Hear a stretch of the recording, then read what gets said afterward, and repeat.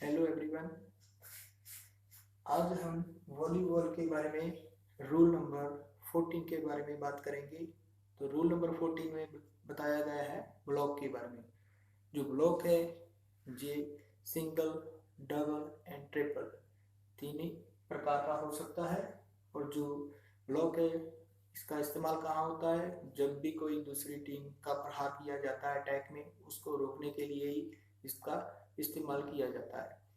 तो अब हम बात करेंगे ब्लॉक के बारे में। तो ब्लॉक के एक नंबर में मैं बताना चाहूँगा, जो ब्लॉक की डेफिनेशन है ये है, एक तो ये ब्लॉक होता है ये नेट के पास होगा। नंबर सेकंड, ये टॉप ऑफ द नेट, ये टॉप नेट के ऊपर हाथ जब होंगे तभी इसको ब्लॉक माना जाएगा। नंबर तीन, जब भी किसी प्लेयर्स के जंप के साथ नेट के ऊपर हाथ निकाल के बॉल को रोका जाता है, उसको हम ब्लॉक की श्रेणी में मानेंगे। तो अभी हम बात कर रहे हैं नंबर 1 ब्लॉक के बारे में। तो ब्लॉक में ये है कि अगर आपका कोई प्लेयर फ्रंट जोन का है लेकिन उसने जो ब्लॉक की ट्राई की है, ब्लॉक की वो नेट के क्लोज की है, वो सही है, बट उसने जो जंप नहीं किया है लेकिन उसके जो हैं हाथ हैं वो नेट के ऊपर हैं और बॉल उसको टच करके बैक आपके ही कोर्ट में जा रही है, तो उसको एक टच में माना जाएगा, क्योंकि उसके जो बॉडी का पार्ट है वो सरफेस के साथ टच है, उसने जंप नहीं किया हो, तो उसको एक टच माना जाएगा। और पीछे से जब भी 2 टच और खेले जाएंगे उसके बाद उसको 3 टच में ही काउंट किया जाएगा।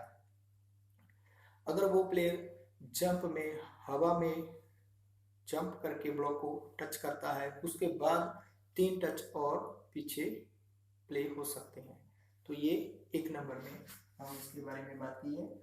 तो नंबर 2 हम बात करते हैं ब्लॉक अटेम्प्ट। जो ब्लॉक अटेम्प्ट होता है, जो ब्लॉक अटेम्प्ट होता है इसका मतलब होता है ब्लॉक करने के लिए ट्राई करना। जब भी किसी प्लेयर ने ब्लॉक करने के लिए हाथ हवा में नेट के ऊपर निकाल दिए हैं तो उसको हम मानेंगे कि उसने ब्लॉक अटेम्प्ट किया है। तो ब्लॉक अटेम्प्ट में इसलिए बताना चाहता हूँ, जो लिबरो है वो बैक जोन का प्लेयर होता है लेकिन वो फ्रंट जोन में किसी कारण आगे आ चुका है, तो वहीं से ही ऑपोजिट कोर्ट के जो प्लेयर हिट करने वाला है उसको वो ऐसे हाथ हवा में ब्लॉक अटेम्प्ट करता है या हवा में शो करता है उसको, तो ये फाउल है, क्योंकि लिबरो है जो ये हवा में ब्लॉक अटेम्प्ट नहीं कर सकता, उसने हाथ भी दिखा दिए तो ये भी फाउल माना जाएगा। तो नंबर 3 हम बात करते हैं बैक जोन का प्लेयर है। मान लीजिए जैसे शटर है, वो फ्रंट जोन में चले गया बॉल सेट करने के लिए, लेकिन क्या है कि बॉल हमारे कोर्ट से डिफेंस करके ऑपोजिट कोर्ट में जा रही है, तो वहां से जो उनका अटैकर है वो उस बॉल को हिट कर रहा है, तो जो वहां पे हमारी टीम का सेटर है वो वहां पे उस ब्लॉक को नहीं कर सकता, क्योंकि वो बैक जोन का प्लेयर है। हाँ, वो टॉप ऑफ द नेट से नीचे हाथ अपने शो कर सकता है, अगर उसने हिट की उसके ब्लॉक में टच होगी तो वो बॉल आगे प्ले हो सकती है। लेकिन अगर उसके पैर धरती पे लगे हैं, उसने नेट के ऊपर हाथ शो कर दिए और उस हाथों, उसके जो हैंड है उसको बॉल टच कर गई, तो ये भी एक फाउल माना जाएगा, क्योंकि उसके जो हैंड है वो टॉप ऑफ द नेट से ऊपर है। तो ये 3 नंबर में हम इसके बारे में डिस्कशन किया है। तो आगे हम 4 नंबर में बताना चाहूँगा कलेक्टिव ब्लॉक। क्या? Collective block. तो 3 नंबर के बारे में थोड़ा मैं बताना चाहूँगा। जैसे ये हमारा नेट है, तो इस तरफ से हिट हो रही है बॉल और यहाँ से इस कोर्ट से ये शटर है, मान लीजिए शटर, ये इसने दोनों हाथ अपने ऊपर कर दिए लेकिन उसके जो पैर हैं वो सरफेस से टच हैं, लेकिन ये बैक जोन का प्लेयर है। कहाँ, किस जगह का, बैक जोन का। तो ये इसके बॉल यहाँ पे टच होके पीछे प्ले होती है, जब प्ले ना भी हो तब भी ये फाउल माना जाएगा। तो आगे हम बात कर रहे थे कलेक्टिव ब्लॉक की। जो कलेक्टिव ब्लॉक होता है, इसमें क्या होता है, जब भी कोई player top of the net से ऊपर अपने हाथ जंप में शो कर रहा है, तो उस तरफ की बॉल है जो एक बार इस हाथ में लगती है, दूसरी बार उसी समय दूसरे हैंड में यहाँ पे टच होके, यहाँ पे टच होके वो पीछे हमारे कोर्ट में आती है, तो वो उसके बाद 3 टच और खेले जा सकते हैं। इसको हम 5 टच नहीं मानेंगे, इसको 3 टच ही मानेंगे। तो इसमें क्या है, अगर ऐसी कोई बॉल आती है तो वो आगे प्ले हो सकती है। तो मान लीजिए यहाँ पे कलेक्टिव ब्लॉक में एक और श्रेणी भी है, उसके बारे में बताना चाहूंगा। मान लीजिए डबल ब्लॉक चल रहा है, तो दोनों प्लेयर हवा में है, तो यहाँ पे बॉल आके लग रही है, एक इस प्लेयर के हैंड में और दूसरा टच दूसरे प्लेयर के हैंड में। उसके बाद भी जो बॉल है ये 3 बार प्ले हो सकती है, या उस कोर्ट में गिर रही है तो डेड ब्लॉक है। अगर हमारे कोर्ट में आ रही है तो आगे 3 बार और प्ले हो सकती है। तो इसको हम क्या बोलते हैं, कलेक्टिव ब्लॉक।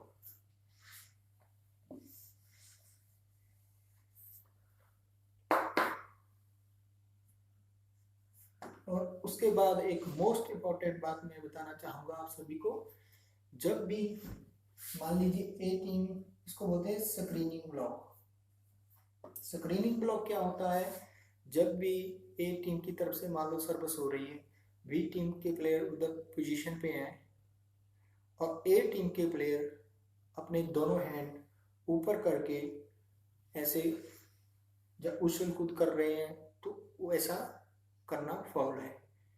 या प्लेयर अपने टच कर सकते हैं सिर में, ऐसे हम देखते हैं ऐसे टच करके कर सकते हैं, लेकिन ऐसे करके या ऐसे करके प्लेयर जो प्लेइंग में शो ऑफ नहीं करेंगे। तो ये क्या होता है, स्क्रीनिंग ब्लॉक का फॉल्ट। तो ये ब्लॉक के बारे में हम आज बात कर रहे थे। तो ये ब्लॉक में, ये 5 पॉइंट ब्लॉक में बहुत ही इम्पोर्टेंस है। तो ब्लॉक में आगे हम बात कर सकते हैं, जैसे बॉल टच होके निकल की जाती है, किसी भी कोर्ट में जा रही है, तो उसको हम आगे प्ले कर सकते हैं। लेकिन लिब्रो किसी हाथ में भी ब्लॉक को अटेम्प्ट नहीं करेगा।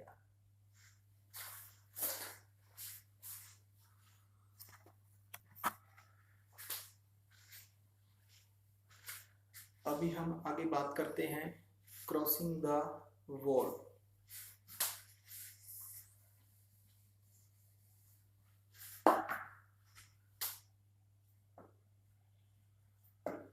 जब भी कोई बॉल नेट में या नेट के ऊपर से 9 मीटर के बीच से जाएगी, मान लीजिए ये नेट है, ये एंटीना है, तो ये एंटीना 9 मीटर पे लगे होते हैं और 9 मीटर के दरमियान से ही बॉल क्रॉस कर सकती है, नंबर 1। और नंबर 2,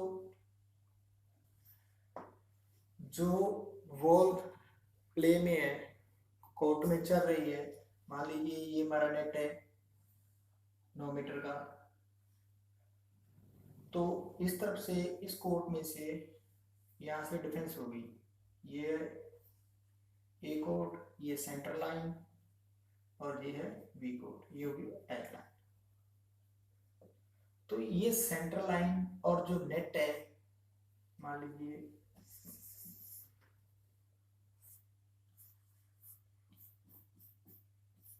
ये नेट है और इसकी ये होगी सेंटर लाइन, ए कोर्ट यहाँ पे है, बी कोर्ट यहाँ पे है।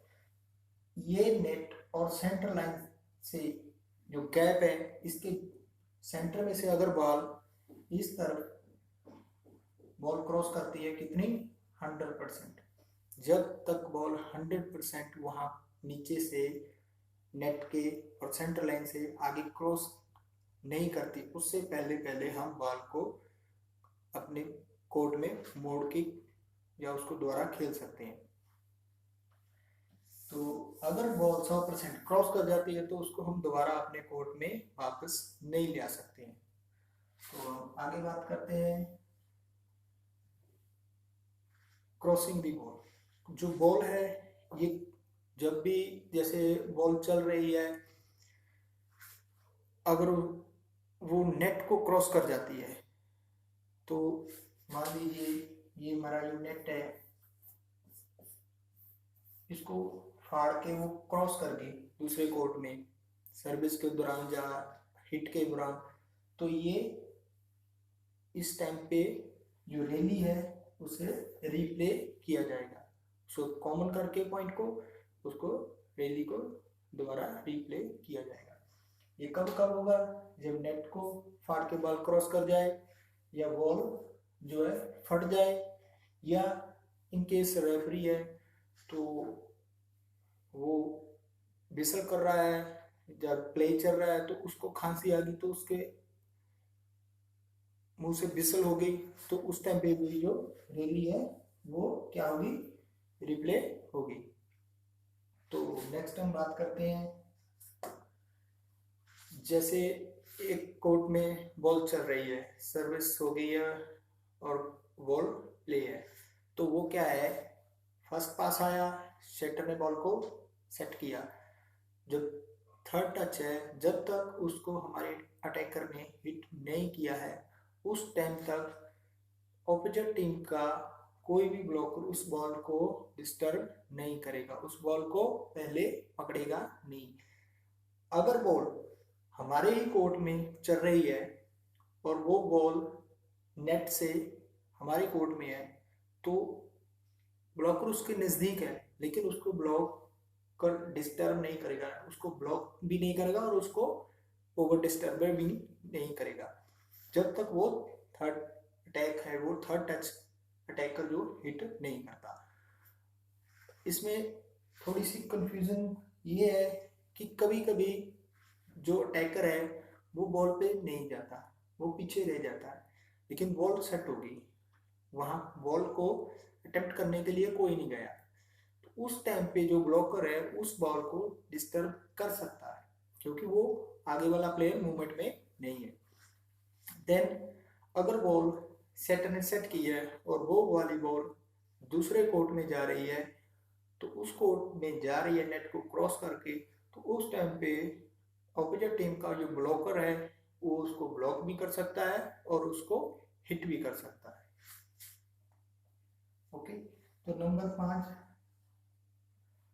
हम बात करेंगे ब्लॉक क्रॉसिंग दी बॉल। जो बॉल है, मान लीजिए वो चल रही है, जैसे जेकर बॉल, जो बॉल है जो डेड हो जाती है, जो बॉल है वो डेड हो जाती है मतलब जमीन में लग जाती है, ब्लॉक अटैकर ने हिट किया और बॉल कहाँ लगी?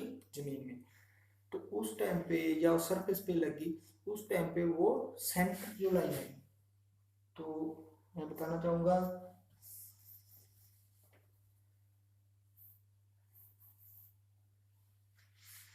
जो सेंटर लाइन है, सेंटर लाइन मीन्स ये नेट है, नेट के नीचे जो सेंटर लाइन है इसको दूसरे कोर्ट में नीचे से टच करके क्रॉस कर सकता है, लेकिन वो शर्त क्या है? वो शर्त ये है कि वो ऑपोजिट कोर्ट के किसी भी प्लेयर को डिस्टर्ब नहीं करेगा। अगर यहीं पे ही एक बात मैं और बताना चाहूंगा पॉइंट नंबर 6 में,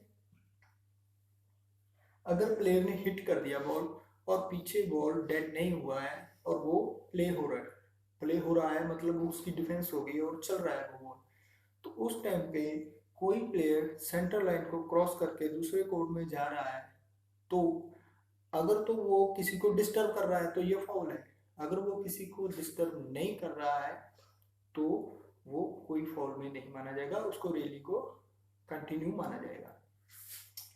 आगे हम बात करते हैं, जैसे कोई भी प्लेयर है वो बॉल उसने हिट कर दिया है, तो बॉल हिट करने के बाद वो प्लेयर की बॉल है जो पीछे प्ले हो रही है, चल रही है अभी, तो वो क्या है, वो प्लेयर क्रॉस नहीं करा सेंटर लाइन, लेकिन वो अपने ही कोर्ट में है, तो वो पीछे अपने वापस आ रहा है अपने कोर्ट में दोबारा प्ले करने के लिए, गेम के लिए, तो उसका जो शोल्डर है वो नेट को टच हो गया, या उसकी जो बाजू है वो नेट को टच हो गई, तो वो भी फाउल नहीं माना जाएगा, उसको रेफरी कंसीडर कर सकता है।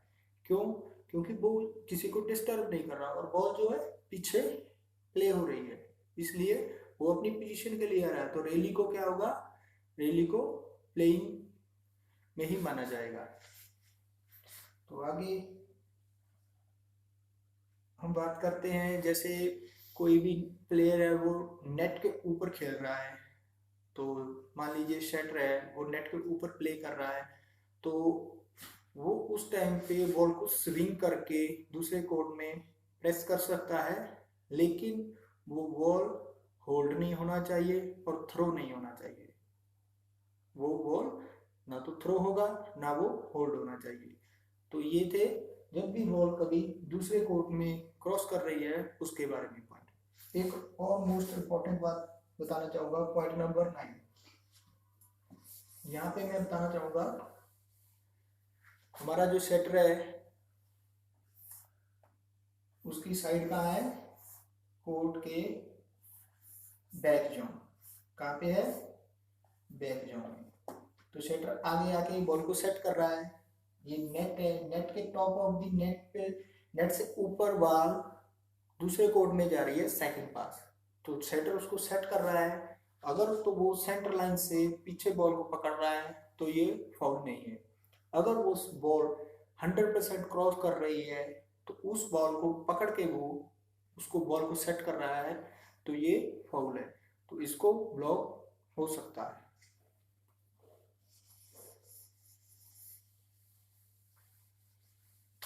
एक और मैं बात बताना चाहूंगा, नंबर 11 पॉइंट,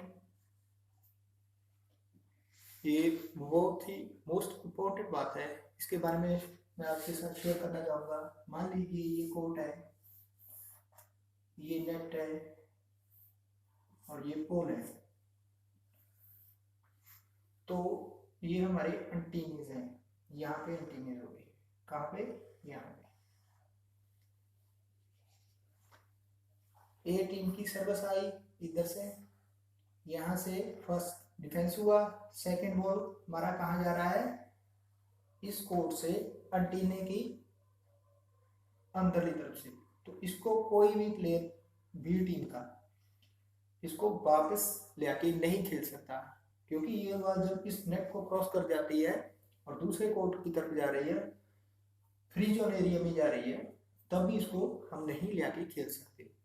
हाँ, यहाँ पे एक और बात बताना चाहूंगा, यही बॉल सेम बॉल सर्विस हो रही है, यहाँ पे फर्स्ट पास हुआ, तो ये बॉल एंटीने से इस तरफ से बाहर, क्या ये एंटीना है, इससे बाहर से जा रही है, तो इसको कोई भी प्लेयर इस टीम का यहाँ से जाके या इसके नेट के नीचे से जाके, लेकिन ये सेंटर लाइन से टच नहीं करेगा, यहाँ से जाके इस बॉल को वापस इसी तरफ से एंटीने की बैक साइड से जाके सेकंड और थर्ड इस बॉल को खेल सकता है। और दूसरे कोर्ट में जब भी प्लेयर इस तरफ से जाएगा तो दूसरे कोर्ट में टच करके बिल्कुल नहीं जाएगा। और उसके बाद एक मैं और बात यहाँ पे बताना चाहूंगा,